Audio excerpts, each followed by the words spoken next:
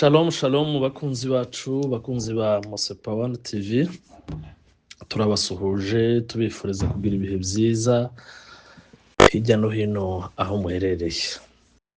Uyu munsi turi ku itariki 24 z'ukwezi kwa kabiri umwaka w'2026. Bakunzi bacu rero tuje muri studio zacu kugira ngo dusubize abantu benshi bakomeje kutubaza mu gikari n'abaduhamagara bashaka ko tubabwira amakuru akomeje kuvugwa hejuru y'urupfu rwa Lieutenant Colonel Wiringoma. Abantu benshi rero bamwe baravuga bati yarashwe, abandi bati yarahari, amakuru aracahaye avugwa gutyo, niko abantu benshi barimo bavuga, ariko mu by'ukuri reka tubaha amakuru y'urupfu rwiwe. Icyambere cyo duhaye pole abakoranye nawe, ingabo za AFC M23 zose muri rusange tubahaye pole cyane, ndetse n'abarevolutionnaire bose, abakunzi biwe, abakoranye nawe bose, mwese mwihangane kandi mukomere. Amakuru rero mu by'ukuri nuko Lieutenant Colonel Wiringoma atagihari, akaba yarashwe n'indege za drone zarashe muri iri joro nka 8:45 zo mu masaha hariya mu burasirazuba. Nibwo rero izi ndege za drone zabarashe aho bari hariya muri Rubaya, akaba rero yahasize ubuzima. Wiringoma rero muramuzi, yari umurevolutionnaire mwiza cyane, intwari ku rugamba, intwari yahanganye n'ari amagambo yose, amadisikuru yiwe yose murayazi. Wiringoma rero mu by'ukuri ntabwo akiri kuri iyi si y'abazima, yatabarutse kimwe n'izindi ntwari zose zatabarukiye ku rugamba. Icyo twavuga rero ni uko mu by'ukuri ni inkuru y'incamugongo kuri AFC M23 muri rusange, ariko kandi ntabwo twavuga ko ari iherezo rya revolution, ntabwo ari iherezo ryo kwirwanaho. Intambara yo kwirwanaho irakomeje, kandi ikindi navuga ni uko leta ya Kinshasa yakomeje kubesha amahanga, none bakavuga ko bubahirije agahengwe, bubahirije cessez-le-feu, ejo bakavuga ko AFC M23 aribo yo yabateye. Ariko ibi rero nibaza ko bije gukuraho urujijo, haba kuri communauté internationale, haba kubahuza nka Qatar ndetse na Amerika. Ndibaza rero ko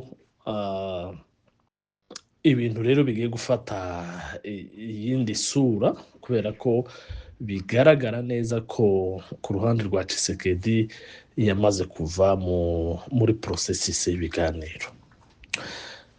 Ibi rero biratuma AFC M23, murabizi ko bari bagize iminsi barwana mu buryo bwa defense, bwa autodefense, bwo kwirwanaho, ariko kandi batadvancing ngo wenda bagira ahandi hantu bashobora kwigarurira. Ibi rero biratuma intambara ishobora gufata iyindi sura, kubera ko n'amahanga na Kongo n'abanyekongo muri rusange babona aho ibintu birimo kugana. Bakunzi bacu rero nuko niko bimeze. Wiringoma ntagihari, yatabarutse, ariko kandi nkuko nari mbivuze, la lutte continue, kwirwanaho kurakomeje. Siwe wa mbere uri muri uriya rwego utabarutse ku rugamba, hari n'abandi bamubanjirije, ariko kwirwanaho kwarakomeje, revolution yarakomeje, kandi n'ubundi irakomeje.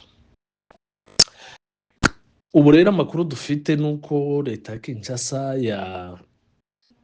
yakomeje intambara mu bice bitandukanye, haba muri Masisi, haba muri Rucuru, haba no muri Haut Plateau murabizi Haut Plateau hashize ukwezi kurenga intambara idasiba, intambara umunsi ku wundi, intambara idasiba, ariko bakoresha indege za drone, ariko bakoresha imbunda ziremereye.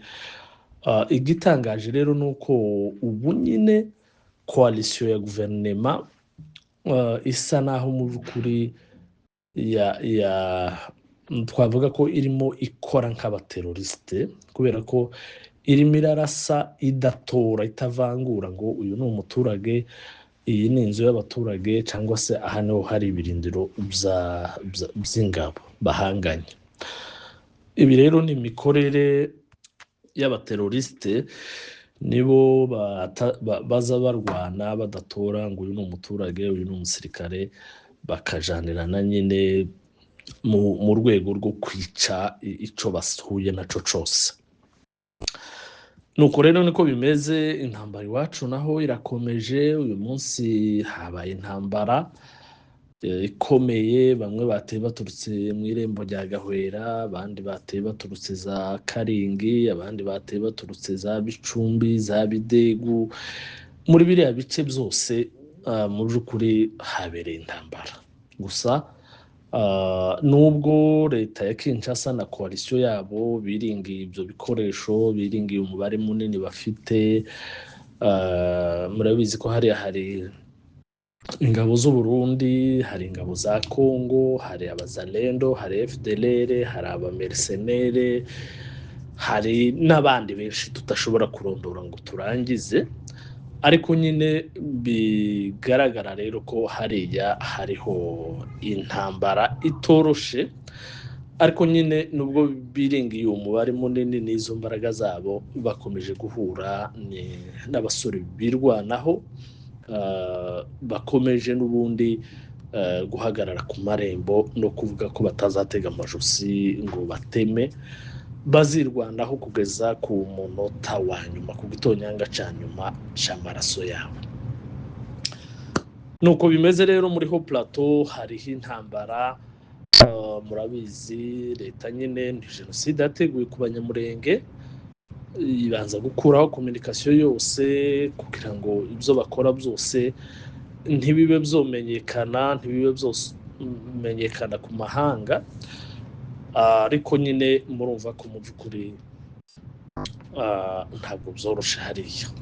Gusa amakuru meza ni uko n'ubundi hakomeje kugera abashitsi baje mu rwego rwo gutabara no gufatikanya n'abo basanze kugira ngo basubize umwanzi iyo yaje aturutse.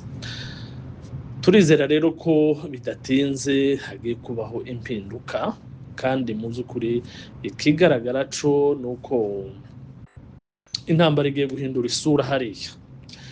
Intambara igiye guhindura isura. Murabizi ko AFCM 23 yavuye mu bice bimwe yari yafashe nka Uvira mu rwego rwo kwerekana bonne foi, ubushake bwo gushakisha amahoro biciye mu biganiro.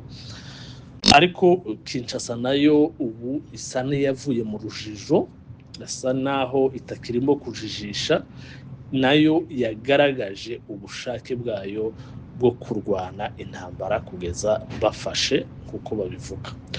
Gusa nyine nuko batazabigeraho, kubera ko n'ubundi imbaraga zabakuye hariya hose ziracahari. Imbaraga zabakuye muri Goma, imbaraga zabakuye n'ahandi henshi ziracahari. N'ubundi nuko AFCM 23 yari muri cessez-le-feu, ibo bubahiriza ibyo bavuze, ariko kandi aho bigeze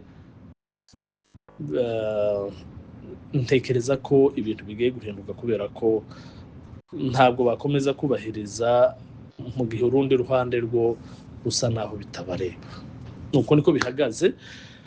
Dutegereze rero mu minsi itari myinshi cyane mugiye kubona impinduka zikomeye cyane, kubera nyine AFCM 23 idashobora gumiza gutega amajusi cyangwa se ngo igumize irebere mu gihe barimo bagabwaho ibitero nka biriya.